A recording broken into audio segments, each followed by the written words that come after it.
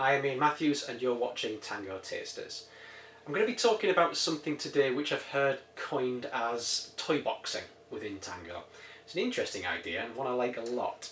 Been to a couple of schools, one school, one college. And the school works primarily with learners with profound multiple special needs, and the college deals with higher ed students in a more mainstream setting. One was asking for help in developing themes, as they called it, to have something on the board that would be specific to them, and something whereby a group could come into an immersive environment, say, and put stuff together in a style, I should say, in a style. So there'd be a style already set up, but they could add stuff as they go. The HE environment was talking more about having a group of lecturers maybe share and pool resources into a combined box, in effect, within the network, and be able to take things out in whatever room they were in. And I'm thinking about it and realising that, yeah, I suppose in my head that's how a toy box works.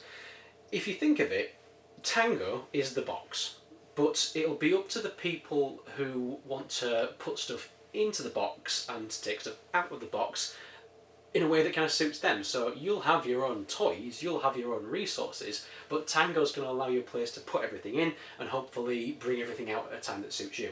So, previous video we were looking at what individual things do on a press and hold approach, and we saw that the background I was using was the Bayou setting. Now, to make that, you don't need to have had it preloaded. I had in that case purely because I wanted to show you things from it. But to build it, what I would always try and advise people to do is think of Tango like a toy box, as I say. To get it, you're going to go to the toolbar at the side, you're going to select Content, which is already open here, and select File. And in the file, the way I've tried to put it, if you can work it out what I'm pointing at here, on the desktop I have a folder called Bayou. And on that Bayou folder I have page 1, page 2, page 3, page 4. Now, previous viewers of some of our stuff may have noticed that that's kind of the effect or the approach I've used when we made the dinosaur lesson as well. So on page 1 I have an image. So I've brought that image in from somewhere on the internet. I use Pixabay. I like it because of the amount of copyright for images they have. But if you've been taking pictures of your own class or what they're doing, that could be that. It could be that you have access to a certain resource bank that has lots of images. So I've stored it in a place that I've, outside of Tango, made that folder page 1. But because Tango can see onto the computer, on page 1 I have an image. I tap it and it brings it in. I'm going to bring it across, press and hold, like we saw before, and set as background. And that's going to have made the entire area. I'm going to press and hold again and delete that image just to get rid of it because I don't need it anymore. I've now got a background of a bayou. So at this point I could talk about what Tango can do. So I'll go back into here, and in the previous one I showed you the maps. The maps effectively comparative things that I put together to show where the bayou was within Louisiana. So I'd access map, I'd bring the map across, and then from there we zoom into the map and find out where these were. So having that one image kind of spurred the whole thing off, right? The next page to get to, I'm going to swipe and add new page. I'm going to go quite white. I'm going to go back into the toy box. I'm going to go to page 2. And on page 2, I've got a number of different things. I've got an alligator, some movies, I think it's called a kissing heron, I think, some shrimp, and some random bits of information.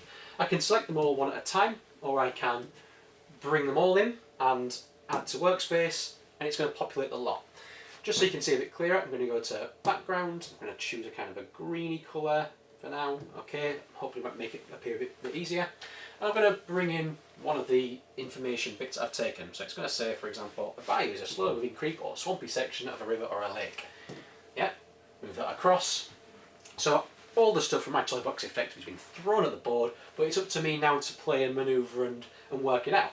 So the video of what the bayou is, I can play at the same time as part of America's deep south, moving around the bits and pieces around it. So if I get to the point that actually looks at the end of it, you hear this noise. I could effectively be saying, well, which of these do you think made that noise? Is it going to be the alligator, the shrimp, or the heron? You see, it's the idea of trying to make something fit. Now, Tango itself isn't doing that. Tango has nothing in the way of content itself. Aside from the backgrounds that you've seen before where I can bring in something that looks like a pinboard, Tango doesn't really have anything in it, always relying on you bringing stuff to it.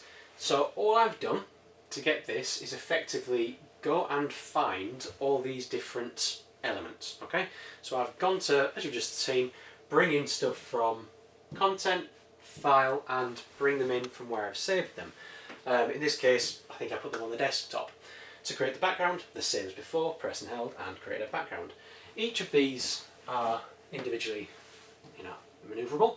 So I've got 1, 2, 3, 4, 5. Now that can be, for me, this would be like a learning objectives board.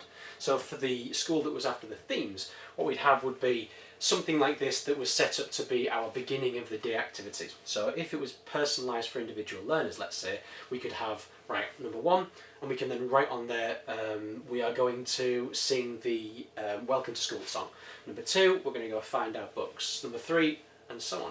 And this can always change because you can add more and more into it based on each individual learner's needs or specifically what you have prepared. But the theme exists here. So I'll just close this down. In this case, it's under uncategorized because I've not put it anywhere yet. And the next video I'm going to show you how to move stuff around within this splash screen as well. But for now, effectively, you could have a themed group of lessons, a number of different learners or a number of different teachers, however you want to arrange this, and at the end of it, the theme. So, as before, I'm going to open it up, 8 images. In this case as well, I've actually got a little bit of information about how to use it. I deleted off the bit earlier. And then content, file, bring the stuff in. So again, just to show you from the point of view of the Bayou session bit, go back to the Bayou one, and the stuff's still here. So I could say it's, all we're going to look at in this case are the images themselves. So which is the most deadly hunter in the Bayou of the 3? Probably this one, yeah? Then actually, this one's pretty good at being able to, you can move things around, play with it, because it's a toy box. You're just bringing out all the stuff you wanted to play with, stick it onto the screen, and hopefully be able to do things in an imaginative and quite lateral thinking sort of way.